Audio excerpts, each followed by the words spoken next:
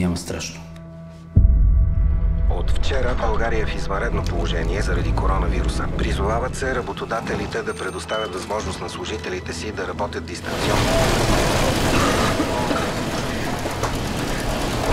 Иве! Дайте вода!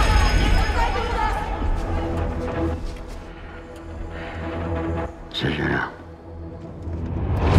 В момента ви показваме шивашкия цех, откъдето е тръгнала заразата. Така нареченият пациент 0 е една от работничките в цеха Ива Донева. Това е пълен абсурд. Не от мен. Колко болни работнички имате до сега? Ако знаете нещо, сега е момента да го кажете. Тези тежки времена, хора като господин Манчини, ни дават надежда, че заедно можем да се справим с ужаса. Само защото е купил целия град, си мисли, че може да прави каквото си иска. Трябва да се запази достойнството на тази жена. Не бях само, всички го правеха. Тук не може, айде, махай се.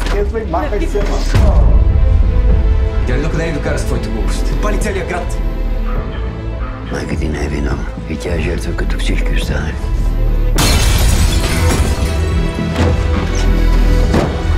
Бутул такъв, спри!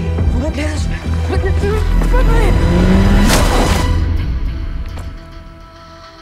Тук винаги е виновен този, дет не може да се защити. Господин Манчини, а знаете ли, че този скандал стигна и до Брюксел?